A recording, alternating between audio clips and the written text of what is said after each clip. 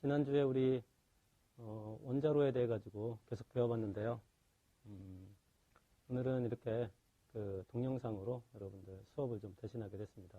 그래서 오늘 할 분야가 굉장히 많은데요. 오늘 할 분야는 핵분열 에너지 마지막 부분, 그 다음에 핵융합 부분, 그 다음에 수력 에너지 부분, 그렇게 세 부분에 대해서 오늘 강의를 좀 하려고 해요. 이렇게 마치고 나면 이제 우리 교재에서 남은 부분이 그렇게 많지 않은데 여러분들 큰 부담 없이 나머지 부분 할 수 있을 것 같아요. 지난주에 했던 내용을 좀 살펴보면 열 중성자로에 대해서 계속 해봤었죠. 그래서 열 중성자로라고 하는 것은 그 핵분열에 있어서 그 중성자의 그 속도를 5 일렉트론 볼트 이하로 그 낮춰가지고 우라늄 235가 그 반응할 수 있도록 그 해주는 그러한 그 핵분열로를 우리가 열중성자로라고 했는데 그거에 대해 가지고 여러 가지 여러분들 뭐 계산을 많이 했었죠. 뭐 사증배 인자 공식이라든가 뭐 아니면은 그 방사선 차폐, 남은 방사선율, 그 다음에 방사선 핵분열을 통해서 나오는 에너지, 다양한 예제를 통해 가지고 우리가 살펴봤는데 오늘은 그거랑 좀 다른 주제로 고속로에 대해서 한번 알아볼게요.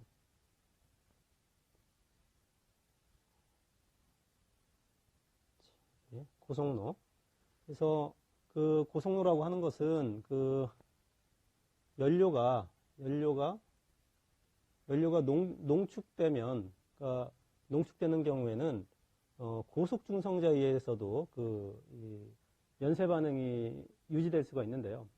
그 지금까지 열 중성자로 같은 경우에는 대부분 이 고속 중성자가 아니라 이 중성자의 그 운동 에너지가 굉장히 낮은 그 중성자를 통해 가지고 핵분열이 일어났었어요. 그런 경우에 이제 미세 단면적, 뭐 시그마 F라든가 그런 값들이 굉장히 컸었죠. 그렇지만 이제 고속로 같은 경우에는 그 연료가 상당히 농축이 되어 있어 가지고 고속 중성자에서도 유지가 될 수 있어요. 또한 이 고속로 같은 경우에는 다음 식과 같이 이렇게 우라늄 238은 이 핵반응을 일으키지 않는 그러한 그 우라늄이죠. 여기에 이제 중성자가 이렇게 하나 그 가미돼 가지고 최종적으로는 이렇게 플루토늄이라고 하는 다시 핵분열 물질이 이렇게 만들어져요. 그러니까 여기서 생긴 중성자라고 하는 것은 물론 이제 우라늄 235가 핵분열을 통해 가지고 나오는 중성자인데요. 이 중성자가 핵분열을 일으키지 않는 우라늄 238과 만나 가지고 플루토늄과 같은 그 핵분열 물질을 만들어낸다는 거죠. 그래서 우리가 이거를 증식로다. 핵분열 물질이 핵분열을 할수록 만들어진다. 그래서 이거를 증식로라고 해요. 그래서 이러한 고속로 같은 경우에는 방금 얘기한 것처럼 대부분의 반응이 고속 중성자에 의해서 유지되도록 고속 중성자, 그러니까 속도가 굉장히 빠른 고속 중성자로 유지되기 위해서는 어떻게 해야겠죠? 감속제가 좀 들어가면 안 되겠죠. 감속제라고 하는 것은 흑연을 주로 사용하는데 이 중성자하고 자꾸 스캐터링을 일으키면서 에너지를 낮추는 역할을 하는 거죠. 근데 그 고속로 같은 경우에는 고속 중성자에 가지고 반응이 일어나기 때문에 감속제를 사용하지 않고요. 그리고 연료는 그 고속 중성자에서 반응이 일어나기 위해서 농축이 된다. 이렇게 되어 있습니다. 다음 슬라이드를 좀 볼까요? 자, 그래서 여기 이 그림은 그 고속 중성자로의 하나의 예를 지금 나타내고 있는데요. 방금 얘기한 것처럼 여기 이 두 번째를 보면 냉각제. 냉각제로 지난주에 이제 열 중성자로 같은 경우에는 이 냉각제가 이 중성자를 속도를 낮춰주는 감속제 역할을 했어요. 이제 특히 이제 경수로 이제 중수로 그런 얘기를 했었는데 경수로 같은 경우가 특히 더 이제 중성자의 속도를 좀 낮춰주는 감속제를 역할을 했어요. 그런데 지금 이 고속로 같은 경우에는 여기는 풀타임 소디움 냉각 고속로인데요. 이 같은 고속로 같은 경우에는 고속로는 뭐라고 그랬었죠? 아까 중성자의 속도가 낮아지면 안 된다고 그랬어요. 그래서 냉각제는 물을 사용하면 안 돼요. 물을 사용하면 중수도 감속제 역할도 하고요. 그 다음에 대부분은 경수를 사용해가지고 감속제를 하는데 중성자를 감소하면 안 되므로 중성자를 감속시키면 안 되므로 어떤 다른 냉각제를 우리가 사용을 해야 돼요. 그래서 그 냉각제 중에 하나가 여기 보면은 소듐이라고 하는 그 나트륨이죠. 나트륨을 이용해가지고 그 냉각제로 사용하는 이런 방식을 쓰고 있어요.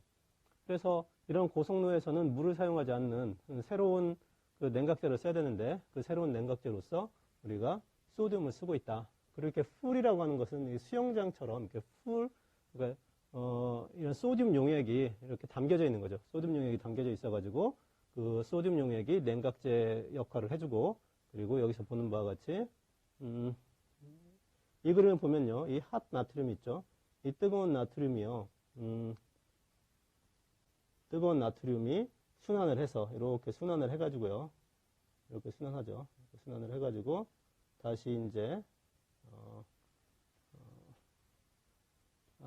그렇게 하지 않고요. 여기 지금 소듐이 직접 순환하지는 않고요. 여기서 보면 소듐이 직접 순환하지는 않고 이 소듐 풀 타입 소듐에 다른 열기관계를 써가지고 이 작동 유체는 지금 어떤 유체인지는 정확하게 나와 있지는 않는데요. 그래서 보면 여기 홀이 이렇게 뚫려 있는 것처럼 여기 다른 그 소듐으로부터 열기관계를 통해서 열을 얻은 다음에 이 열기관계를 통해 가지고 물을 증발시켜 가지고 여기 발전을 시키는 이런 타입이 풀 타입 소듐 쿨드 패스터 리액터 이렇게 됐어요. 그래서 그 풀 타입이고요. 그 다음에 소듐을 사용하고요. 소듐에 의해서 냉각되는 뭐가요? 이 코어가 냉각되는 패스트 리액터다. 이게 고속로다. 이렇게 돼 있어요. 그리고 지금 그 노심 속의 에너지 밀도는 높아야 하므로 이렇게 돼 있는데요.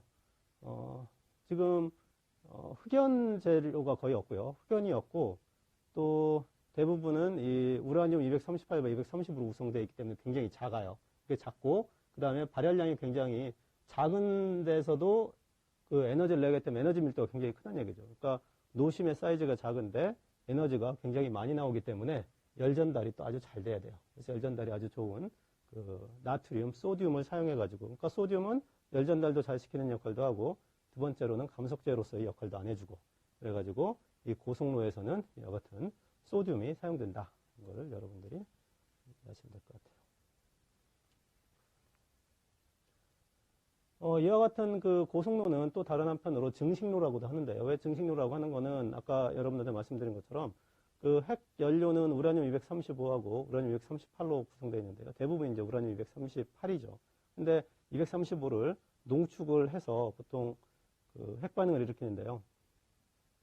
방금 얘기한 것처럼 이 중성자가 우라늄 238을 만나가지고 플루토늄을 만든다고 그랬죠. 새로운 핵연료를 만들어낸다고 그랬어요. 그래서 그 핵분열을 일으킬 때마다 생긴 중성자가 핵분열을 일으키지 않는 우라늄 238을 핵분열을 일으킬 수 있는 물질로 바꾸기 때문에 그거를 증식한다.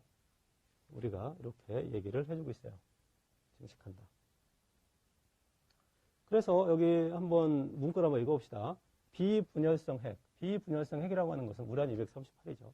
비분열성 핵으로부터 분열성 물질을 핵분열을 할 수 있는 물질을 생산하는 것을 우리가 전환이라고 한다. 컨버전이라고 하며 그 소모한 분열성 핵 하나당, 그러니까 소모한 분열성 핵 하나다라고 하는 것은 뭐 우라늄 235를 말하는 거겠죠. 소모한 분열성 핵 하나당 평균적으로 생산한 분열성 핵의 수, 이거는 플루토늄을 말하는 거고요. 그 다음에 이거는 우라늄 235를 말하겠죠. 235. 나타내는 전환율인데 이 전환율을 B라는 값으로 우리가 계량할 수 있다고 되어 있어요. 그리고 이제 이 증배 시간이라는 게 있는데 여러분 책을 읽어보면 증배 시간이라는 게 있는데요. 증배 시간이라고 하는 것은 그 원자로 안에 핵분열 물질의 양이 2배가 되는 시간이에요. 그러니까 지금 증식로에서는 계속 그 핵분열 물질이 생기는 상황이죠. 그러니까 그 핵분열 물질이 없어지기도 하지만 핵분열 물질이 없어지는 거에 반해 가지고 또 핵분열 물질이 생기기도 하죠. 그래서 그 핵분열 물질의 양이 2배가 되는 시간을 우리가 증배 시간으로 한다. 그리고 비계의 핵분열성 물질이 생산될 때마다, 그렇죠? 비개의 핵분열성 핵이 생성될 때마다 하나의 핵분열성 핵이 소모되어서 B 빼기 1이 된다. 무슨 얘기냐면은 지금 현재 비개의 핵분열성 물질이 핵분열성 핵이 생성될 때마다 어떻게 돼요? 하나의 우라늄 235 하나가 없어지게 되죠. 그래서 이거를 B-1이라고 한다고 그랬어요. 여기 보면은 소모한 핵분열성 하나당 평균적으로 생산하는 분열성 핵의 수가 B였었죠. 그러니까 B개의 핵분열성 핵이 생산된다는 얘기는 하나의 핵분열을 통해 가지고 B개의 그 핵분열 물질이 생산되니까요. 실질적으로는 하나가 없어진 걸로 해서 핵분열 물질은 B 빼기 1만큼이 된다. 이렇게 되어 있어요. 자, 그 다음은 이제 증배 시간을 구하는 이렇게 공식이 나와 있는데요. 증배 시간. 그래서 증배 시간 TD라고 하는 것은 더블링 타임 2배가 되는 시간인데요. 이거는 MI 나누기 B 빼기 1에 M 곱하기 P제로 이렇게 되어 있는데요. 그 각각을 한번 알아봅시다. 여기 보면은 초기 핵분열 물질을 MI라고 합시다. 초기 핵분열 물질의 질량이 MI인 원자로라고 했을 때 하루에 출력이 기가와트당 핵분열 물질 Mkg이 소모된다고 해요. 이 얘기는 뭐냐면 하루 출력이 1기가와트가 나오려면 그 핵분열 물질은 Mkg이 소모된다고 해요. 그러면은 이 Mkg만큼이 소모되는 양만큼 또 뭐가 생기겠죠? 당연히 그 핵분열 물질이 생기겠죠. 그래서 Mp제로 하면은 총 소비되는 물질이 되겠고요. 그 소비되는 물질에다가 B 빼기 2를 곱해가지고 실질적으로 비분열성 핵이 분열성 핵으로 바뀌는 그 양을 나타내고 있어요. 그거를 초기 최초 질량 값으로 나눠주면 그게 바로 증배 시간이 된다. 이렇게 되어 있어요. 그래서 이 슬라이드에서 여러분들이 이제 기억할 거는 뭐냐면 비분열성 핵으로부터 분열성 핵이 만들어지는 그거를 바로 컨버전이라고 한다. 그리고 이 B라고 하는 값, 핵분열성 핵 하나가 핵분열을 하면 중성자가 생기는데요. 그 중성자가 다시 그 핵분열 물질이 아닌 것과 만나가지고 핵분열이 되는 그 전환율을 바로 이렇게 B라고 하고요. 그때의 증배 시간, 우리가 증배 시간이라고 하는 것은 핵분열 물질의 양이 2배가 되는 시간인데요. 그 증배 시간은 바로 이와 같은 공식을 통해서 여러분들이 계산할 수 있다. 이렇게 알아보도록 합시다.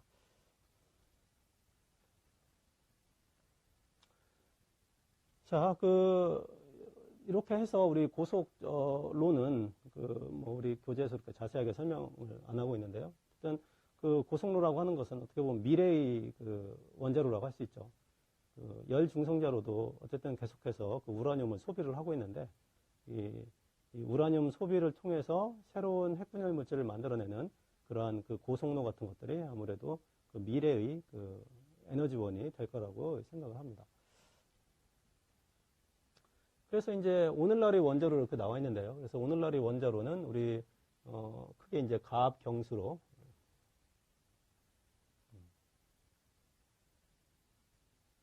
그래서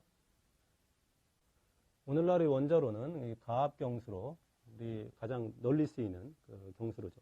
그래서 증발 보일링이 일어나지 않게 하기 위해 가지고 압력을 가해줘서 가압을 해주고요. 그 다음에 경수로라고 하는 것은 감속제 역할을 같이 해주는 그러한 물을 사용한다고 그랬죠. 그 다음에 비등경수로, 비등경수로는 이제 가압경수로는 틀리게 직접 이제 물이 끓게 만드는 거죠. 그러니까 가압을 해가지고 물이 끓지 않게 만들어주는 게 훨씬 안정적인데 이 비등경수로는 물이 직접 끓어가지고 이 발전을 하는 그런 시스템이 이제 비등경수로고요. 그 다음에 이제 칸두라고 이렇게 되어 있는데 이거는 이제 중수로예요. 중수를 사용한다고 그랬죠. 이제 중수를 사용하는 장점은 뭐라고 그랬어요? 천연 우라늄을 농축하지 않고 천연 우라늄을 사용할 수 있다. 근데 이제 감속제를 상당히 낮은 감속 효율을 보여야 되기 때문에 우리가 경수를 쓰지 않고 중수를 쓴다는 거죠. 그 다음에 이제 방금 여러분들은 고속로, 그 다음에 흑연 감속 냉각로 이런 것들이 있다고 하는데 실질적으로는 이제 가압경수로가 지금 전 세계적으로 가장 많은 비율을 차지하고 있어요. 그 다음에 이제 피동냉각 시스템이라는 게 나오는데요. 피동냉각 시스템은 펌프를 이용해가지고 코어, 핵 연료봉에서 열이 발생하고 있는 그 부분을 냉각시켜주는 것을 펌프를 이용해서 능동적으로 하고 있는데 펌프가 고장나는 경우에는 뭐 그런 사례가 만약에 있다라면 상당히 위험해지겠죠. 그래서 그런 구동부를 없애서 피동이라고 하는 것은 그 펌프가 없이도 자연적으로 그 유체가 순환을 해가지고 그 코아부를 냉각시키는 그런 시스템을 피동 냉각 시스템이라고 해요. 결국에는 원자로 같은 경우에는 사고가 굉장히 많기 때문에 가급적 사고가 발생을 한다고 해도 그 위험성을 줄일 수 있는 방향으로 앞으로는 그런 설계가 계속 돼서 나갈 거예요. 피동 냉각 시스템도 그 중에 하나죠. 그러니까 그 물의 밀도 차이에 해가지고 순환할 수 있도록 만들어주는 그런 시스템이죠. 펌프가 없이도. 그 다음에 이제 이거는 상식적으로 이제 그 원자로 사고 유형 중에 하나인데요. Loss of Cooling Water Accident라고 하는 거, LOCA라고 이렇게 우리 교재에도 설명이 되어 있는데요. 이 핵 연료봉이 계속해가지고 그쪽에서 핵 반응이 일어나고 있는데 그거를 적절히 식혀주지 않으면 결국에는 이 고열을 견디지 못하고 주변에 있는 연료봉보다 다 녹아내리겠죠. 그래서 그거를 적절히 식혀줘야 되는데 그 중에서 이 식힐 수 있는 물이 이렇게 부족한 그런 사고가 있을 때 그거를 LOCA라고 한다. 이렇게 돼 있어요. 그 다음에 앞으로 이제 4세대 원자로, 지금까지 3세대 원자로였는데요. 앞으로 이제 4세대 원자로, 이제 앞으로 향후 개발될 그럴 원자로들은 여기 보면 용융염 원자로. 아까 같은 그 나트륨과 같은 그런 소듐을 용융염이라고 하는데 그런 용융염을 사용하는 그런 원자로. 그 다음에 초임계 순행 원자로 이런 게 있고요. 그 다음에 초고온 가스 원자로 이렇게 있어요. 초임계라고 하는 것은 물론 이제 그 임계점을 넘어가는 그런 그 물을 이용해 가지고 냉각을 하는 시스템이고요. 그 다음에 초고온 가스 원자로 같은 경우는 이렇게 책에도 나와 있는데요. 여기 보면 헬륨이라고 하는 그 가스를 이용해 가지고 원자로를 냉각시켜 주는 거죠. 그러면 헬륨이라고 하는 것은 가스 상태이기 때문에 우리가 스팀 터빈처럼 물을 데펴 가지고 발전을 하는 게 아니라 이 헬륨이 직접 가스 터빈으로 들어가 가지고 발전을 하는 이런 시스템이에요. 그리고 이제 아까도 여러분들한테 말씀드렸지만 그 앞으로의 원자로는 안정성을 굉장히 추구하는 시스템으로 지금 돼 있어요. 그래서 지금 이와 같은 그 헬륨을 이용한 초고온 가스 원자로 같은 경우에도 비록 이 헬륨이 순환하지 않는 상태가 된다고 하더라도, 그러니까 냉각수가 그 순환하지 않는다고 한 그런 상황이 발생했어도 이 코어 지방에 있는 그 핵연료가 더 이상 반응을 하지 않는 자동적으로 반응을 하지 않는 그런 상태가 됩니다. 그러니까 온도가 굉장히 높아지면 핵 반응 자체의 그 속도가 굉장히 늦어지게 되는데 이제 그런 특징을 이용해 가지고 물론 이제 그런 우라늄을 그냥 사용하지 않고 이렇게 뭐 어떤 쉘에다가 이렇게 싸가지고 실리콘에다가 이게 탄소가 들어있는 하고 이와 같은 그 셀을 사용해 가지고 굉장히 온도가 높더라도 온도가 높아짐으로써 핵 반응이 일어나지 않고 온도가 낮아지면 다시 핵 반응률이 증가해 가지고 어느 정도 안전성을 유지하는 그러한 방향으로 지금 기술이 발전할 거예요. 마찬가지로 초고온 가스 원자로도 굉장히 높은 상태에서 헬륨을 이용해 가지고 냉각을 시켜주는 시스템이 되겠습니다.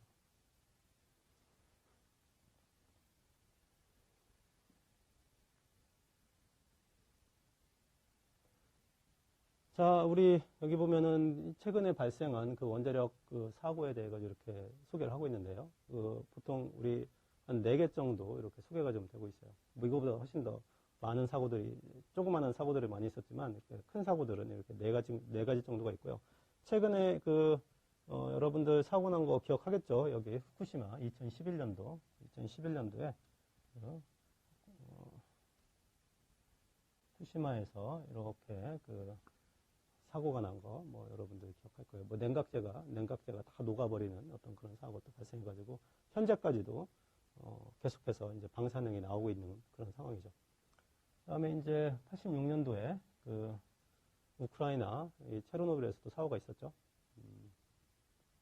뭐, 이때 나온 사고로 인해가지고, 이 방사성으로 해가지고 상당히 이제 갑상선 암 같은 것들이 굉장히 이제 늘었다고 지금 하고 있는데요.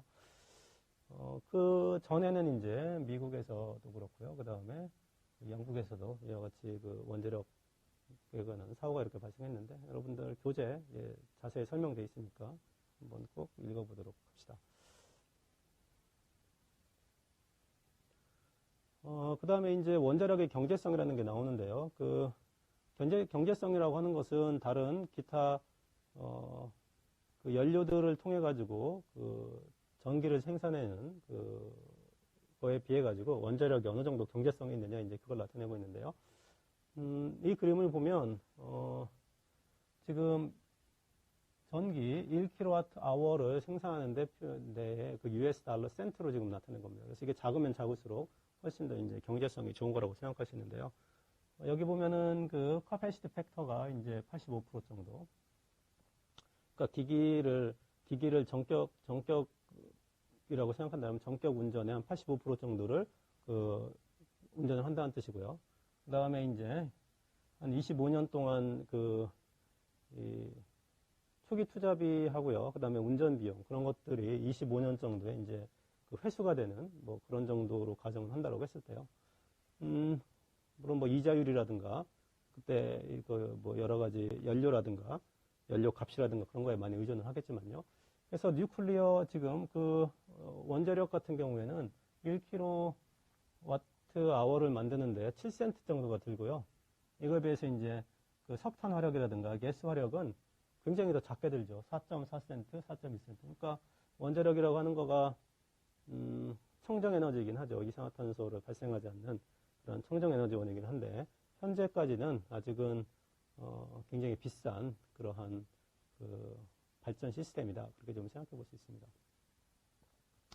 뭐 물론 여기 향후에 이 컨스트럭션 코스트, 그러니까 원자력 에너지의 가장 큰 이러한 7.0센트 같이 높이 나오는 원인 중에 하나는 굉장히 그 초기 설치비가 굉장히 많이 들죠.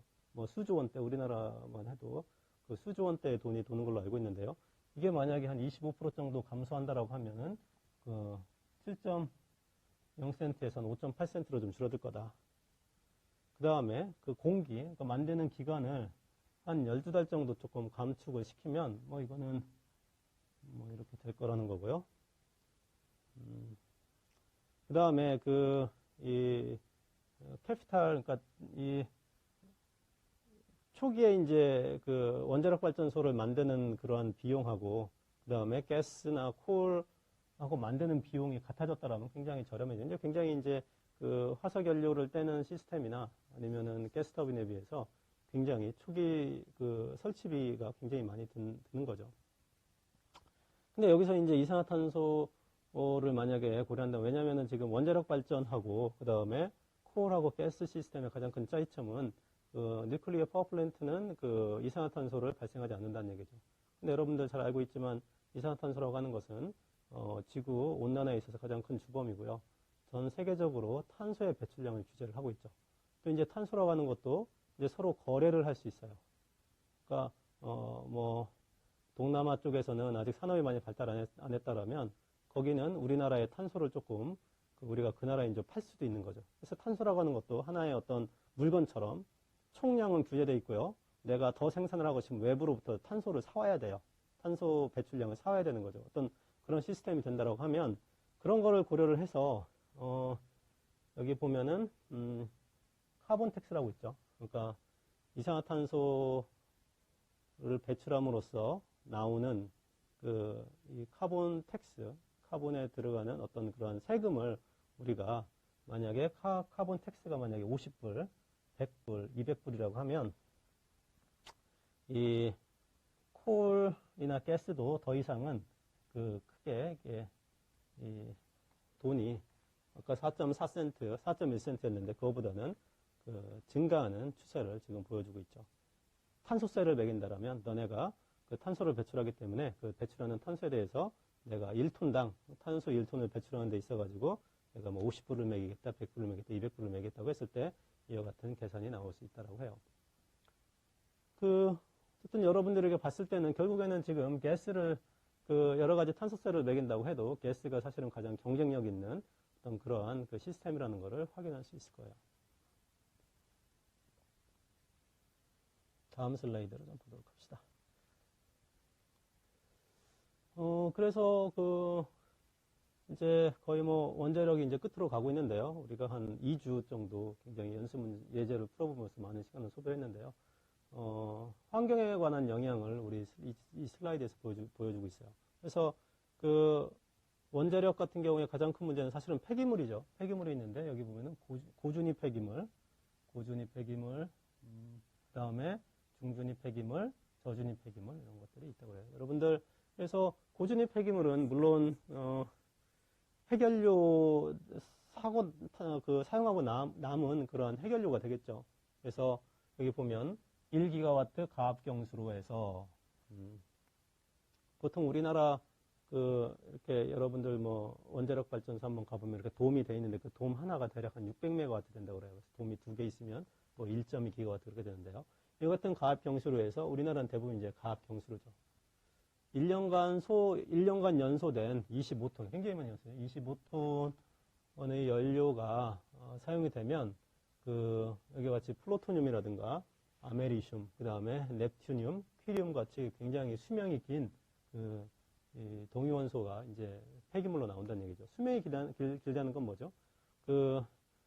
결국에는 반감기라고 하는 거 있죠. 그러니까 최초 연료에서 얘가 다른 물질로 계속 변화해가지고 반이 되는 기간이 굉장히 반감기라고 하는 건데 그 반이 되는 기간까지는 계속해서 그 방사능을 내보내는 거죠. 그러니까 방사능이라는 것은 여러분들 쏘이고 그러면 바로 직접적인 영향이 많이 오죠. 그래서 여러 가지 굉장히 수명이 긴 동위원소 이런 것들은 실질적으로 어떻게 해요? 여기 이렇게 보면 사용 후 연료는 여기서 보면 사용 후 연료는 방사성이 높고 수명이 짧은 핵분열 생성물이 붕괴하도록 초기 몇 년간 손해에 저장한다고 그래요. 그러니까 이 방사능 폐기물 사용 후 연료는 굉장히 다른 물질로 핵분열을 계속 일어나게 되는데 그 중에서도 굉장히 수명이 좀 짧고 수명이 이제 길지 않고 수명이 짧고 핵분열 방사성이 높고 핵분열 수명이 짧은 것들은 그냥 반응을 하도록 초기에 몇 년간 손해에 저장한다고 그래요. 그래서 여러분들 가끔 이제 뉴스 보면 물 안에 이렇게 핵 연료들이 이렇게 저장되어 있는 걸 볼 수 있는데 그게 바로 다 사용된 연료를 이와 같은 손해에 이렇게 물 안에서 저장하는 걸 이렇게 볼 수 있어요. 보면은 저장하면서 손해에서 폐기물을 저장하면서 열도 식히고 방사선을 차폐하기도 한다. 이렇게 돼 있죠. 그 다음에 이제 중준위하고 저준위가 이렇게 있는데요.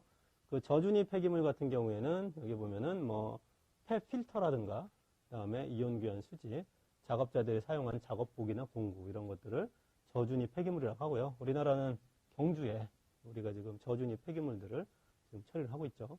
그다음에 이제 중준위 폐기물은 이와 같이 뭐 합성 수지라든가 화학적 원이 방사성에 오염된 물질들과 폐로 이런 것들 우리가 중준위 물질이라고 한다. 이렇게 돼 있어요. 그리고 나서 이제 이렇게 손해에서 이제 열도 식히고 방사능도 차폐하고 짧은 핵분열이 일어나는 위험하기도 하고 짧은 핵분열 시간을 갖는 것들은 그 손해에 저장된 후에 그리고 나서 뭐 일부는 여기 보면은 플루토늄을 추출해가지고 만들기도 하죠. 플루토늄도 다 핵물질이니까요. 이게 우리가 사용할 수 있는 물질 중에 하나인데 이걸 플루토늄 같은 경우는 또 악용을 하면 이게 폭탄으로도 사용될 수 있죠. 그래가지고 사용된 연료 중에는 아까도 봤었죠. 우라늄 238이 꼭 고속로에서만 그 플루토늄이 만들어지는 게 아니라 우라늄 248이 이런 가압경수로 같은 경우에도 이 중성자랑 만나가지고 플루토늄이 만들어지는데요. 그 플루토늄을 우리가 추출을 한다. 이게 굉장히 이슈가 많이 되는 문제죠. 플루토늄을 재처리해서 플루토늄을 얻어낸다라든가 이제 그걸 철저하게 이제 못하게 막고 있죠. 또한 이제 이런 폐기물들을 또 이렇게 유리화로 고형화한다. 이렇게 지금 하고 있어요. 지금 우리나라 같은 경우에도 폐기물들을 지금 손해에 지금 저장하고 있는 단계인데요. 이걸 어떻게 처리를 해야 될 것인가 이것도 하나의 큰 문제가 될 거라고 생각이 됩니다.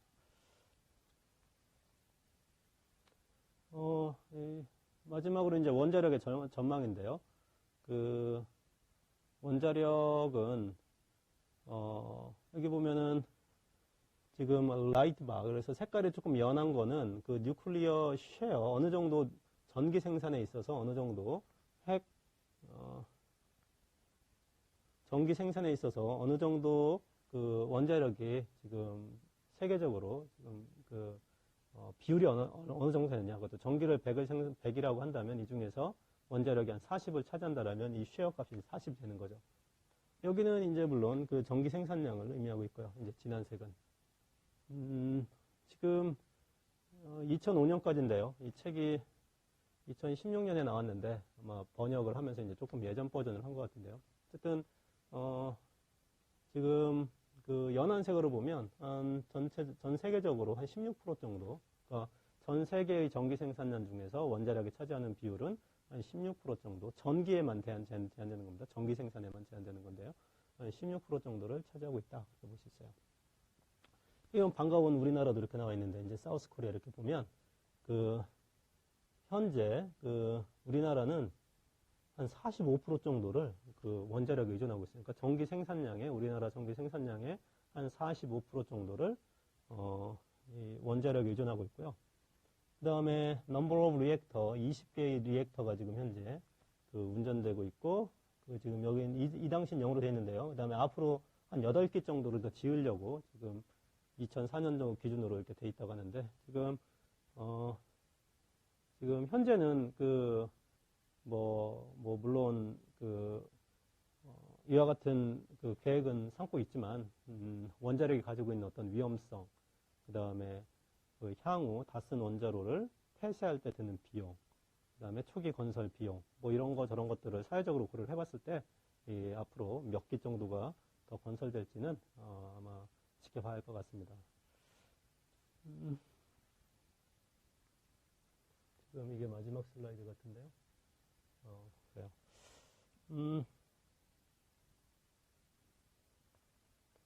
그러면 원자력에 대해서는요, 이 정도로 해서 마치도록 합시다.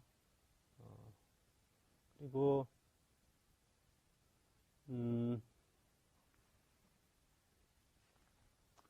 다음으로 이제 우리가 핵융합 에너지를 좀 살펴볼 텐데요.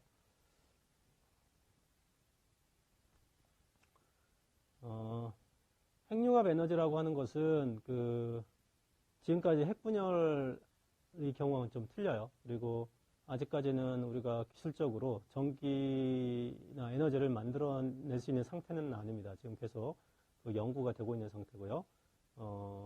앞으로 이 핵융합 에너지가 실질적으로 실현이 된다면 정말로 에너지 문제가 상당히 해결될 수 있는 그런 기술이에요. 아직 설명은 하겠지만 아직까지는 해결해야 될 문제들이 굉장히 많은 걸로 지금 이렇게 나와 있습니다.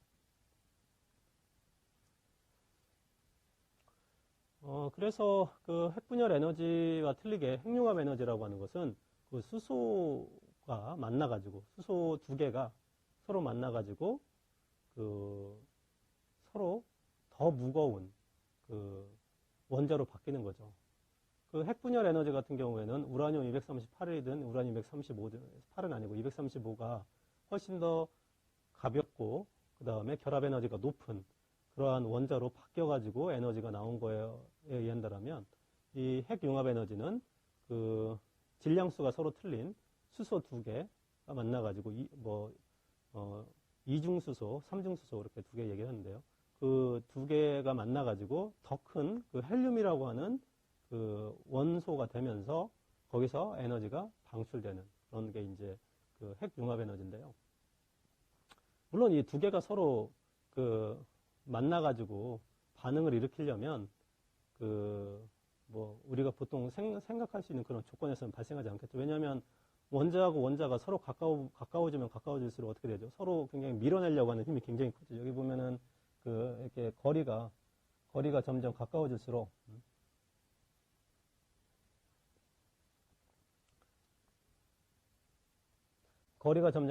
가까워질수록 굉장히 이 서로를 밀어내려고 하는 힘이 굉장히 커져요. 서로를 밀어내려고 하는 힘이 굉장히 커지는데, 그게 이제 어느 정도 범위 안으로 들어오면 이게 두 개가 서로 가까워져가지고 양성자죠. 결국에는 이 핵과 핵이 만나가지고 그게 어느 정도 범위 안으로 들어오면 이제 그게 반응을 일으킬 수 있다고 해요. 여기서 보면은 여기 퓨전 레이트라는 게 있는데요. 퓨전 레이트. 퓨전이라고 하는 것은 핵융합인데요. 이 핵융합이 일어날 확률인데요. 핵융합이 일어날 확률은 굉장히 에너지가 높은, 여기서 보면 에너지가 이렇게 되어 있는데, 에너지가 굉장히 높은 상태에서나 핵융합이 발생한다고 그래요. 그러니까 이 중소하고 삼중수소가 이런 대기 중에서 서로 만나가지고는 절대 그런 일은 발생할 수 없고요. 얘네들이 서로 굉장히 가까이 있어야 되고요. 서로 가까이 있어야 되고, 가까이 있는 거를 이겨내면서까지 서로 붙으려면 굉장히 더 큰 에너지가, 이와 같이 큰 에너지가 소모된다는 거죠. 뭐 이따가 설명하겠지만 거의 10의 8승 정도에 해당되는 그런 온도에, 들어가야지만이 그 굉장히 높은 에너지가 주어지는 그런 환경에서 이 수소, 중수소하고 그다음에 삼중수소가 서로 합쳐진다는 것을 확인할 수 있어요. 여기 보면은 이게 핵 반응에 대한 비율을 이렇게 나타내고 있는데 온도에 따라서 핵 반응의 어떤 비율이 나타나고 있는데요. 물론 여기는 이 템퍼러처를 킬로 일렉트론 볼트 온도를 이렇게 조금 운동 에너지로 환산을 이렇게 했어요. 킬로 일렉트론 볼트 에너지로 환산을 했고요. 그랬을 때 지금 리액션 레이트인데요. 그래도 여기 보면은 이게 이중수소하고 삼중수소가 합쳐진 놈이 온도에 따라 가지고 그 리액션 할 수 있는 레이트 굉장히 크고요. 그 다음에 이중수소하고 이중수소 헬륨은 그거에 비해 가지고 낮은 그런 상태를 보여주고 있어요. 여기 보면 여러분들 이 시그마라는 거 이제 많이 배워봤을 텐데요. 시그마는 그때도 얘기했지만 미세단 면적에서 그 반응이 일어날 수 있는 그러한 그 확률을 면적 단위로 이렇게 표현한다고 그랬죠. 여기서 봤을 때도 그 온도가 점점 높아질수록 이 반응률이 커지는 걸 알 수 있어요. 결국 온도라는 것은 에너지고요. 이 두 개의 그 수소가 서로 가깝게 서로 이겨내려면 결국에는 큰 에너지가 필요하다. 여러분들이 그렇게 생각하면 될 것 같습니다. 그래서 중수소하고 그 삼중수소의 그 핵융합로가 이렇게 있는데요. 그 식을 한번 살펴봅시다. 보면은 D라고 되어 있는 이중수소하고요. D라고 되어 있는 이중수소하고요. 그 다음에 그 T라고 되어 있는 삼중수소가 만나가지고 여기에는 그 헬륨이 이렇게 생성되고요. 그 다음에 중성자가 이렇게 나오고 있습니다. 결국에는 헬륨하고 중성자가 가지고 있는 에너지가 17.6 메가 일렉트론 볼트 정도가 지금 생성되게 되어 있어요. 그러면 이걸 어떤 식으로 지금 실제 구현하고 있는 리액터는 어떻게 되어 있냐면 여기 보면은 그 노이테리움이라고 해가지고 이제 두 개의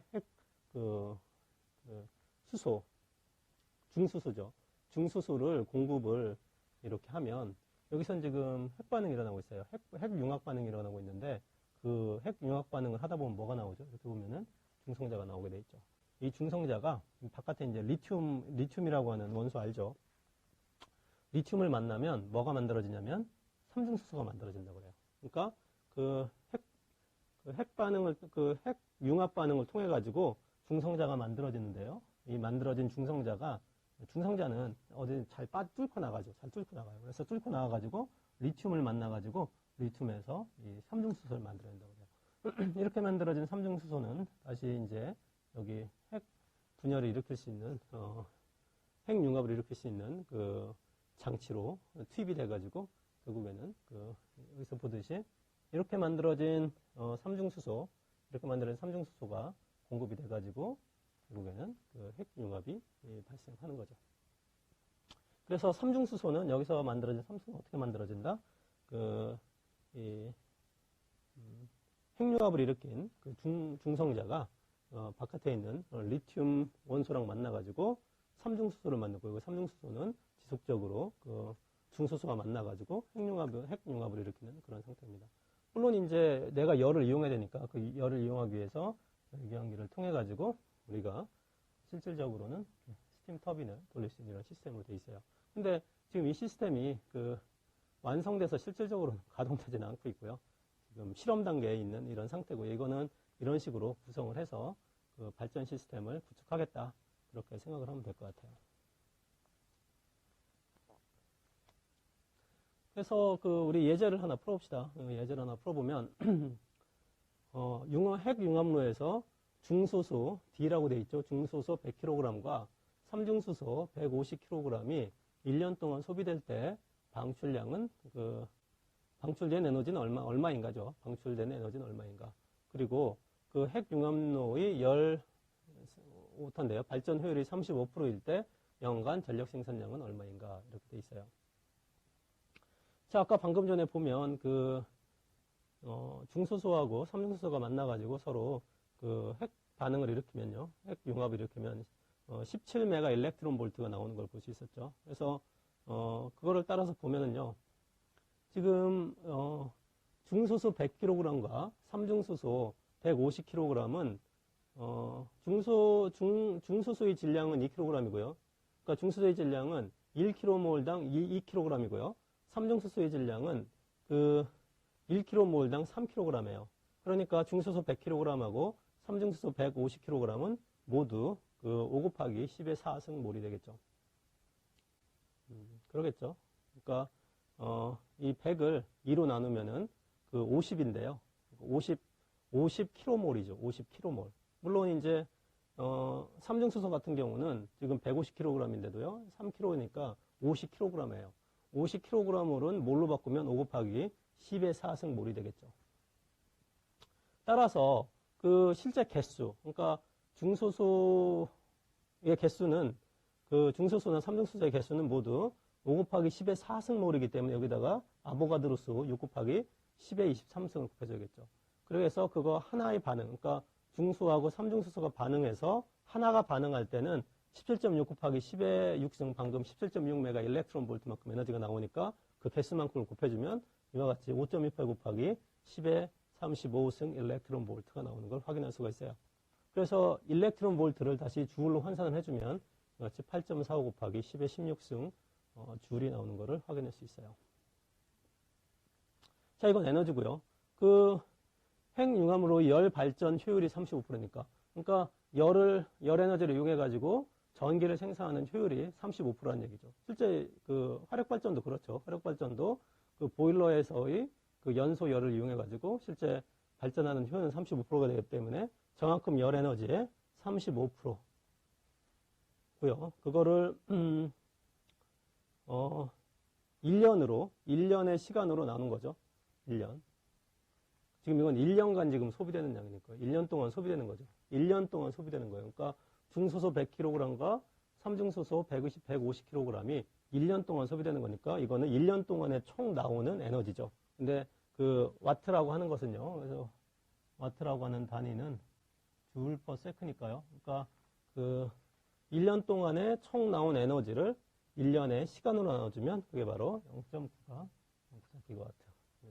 그러니까 실질적으로 이게 핵융합을 일으켜가지고 에너지를 얻을 때 지금 0.94 기가와트, 100kg, 150kg만 쓰면은 0.9가 94 기가와트가 나오는 걸 알 수 있는데 여러분들 이거는 검은색이 나온 것 같아요.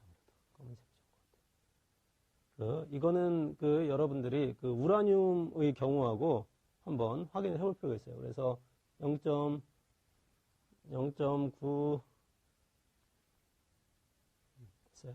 그래서 0.94 기가와트인데요. 이 0.94 기가와트를 한번 100kg, 150kg하고 우라늄하고 하면 굉장히 적은 양이라는 것을 여러분들이 알아볼 수 있을 거예요. 하나만 더 보고 잠깐 쉬었다 합시다, 우리.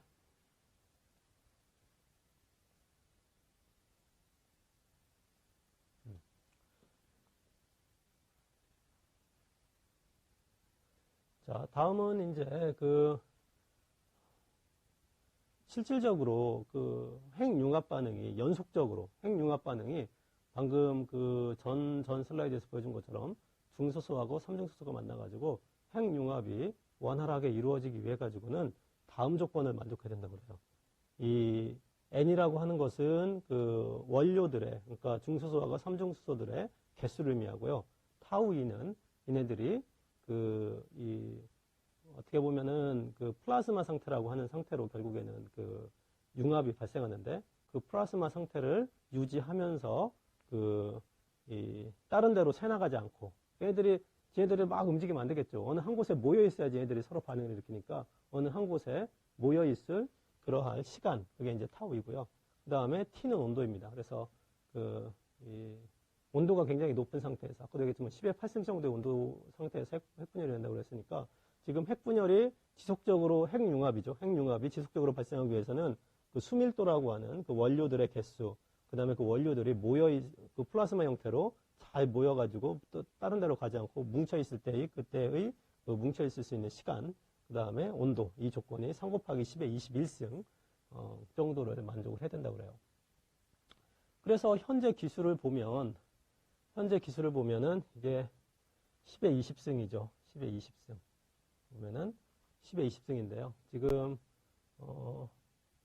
지금 이 JET라고 하는 지금 여기 점점점점 찍혀져 있는 것들이 실질적으로는 그 실험을 통해서 현재 지금 얻을 수 있는 값이라고 생각해요. 지금 보면은 3 곱하기 10의 21승이 되려면 이 라인을 넘어서야 되는데 지금 거의 그와 같은 상황을 여기 보면은 한 어느 정도는 돼야겠죠.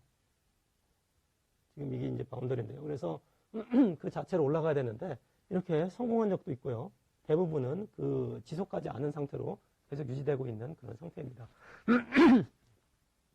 그래서 앞으로 이제 이런 상태를 지속적으로 유지하기 위해 가지고 이제 그 연구가 지금 계속 돼야 될 것 같아요. 여기 보면은 여기 Q라는 값도 나오는데 Q라고 하는 것은 내가 실제 핵융합을 일으키기 위해 가지고 들어간 에너지분에 실제 그 핵융합을 통해서 나오는 에너지 비율이에요. 근데 Q1이라고 하는 것 자체는 뭐죠? 내가 100이라고 하는 에너지를 공급을 해서 핵융합을 일으켰는데 나오는 에너지가 100이란 얘기예요. 아무 소득이 없죠. 그러니까 얘가 Q가 인피니티 되려면 사실 이 영역에 들어가야 된다는 얘기죠. 이 영역에 들어가야 되는데 아직까지는 그 영역에 들어가고 있는 그러한 사례는 지금 아직 하나도 안 나오고 있어요. 자, 그러면 이 핵융합 지금 하고 있는데요. 잠깐 여러분들은 쉬었다가 다음 슬라이드에서 계속 보도록 합시다.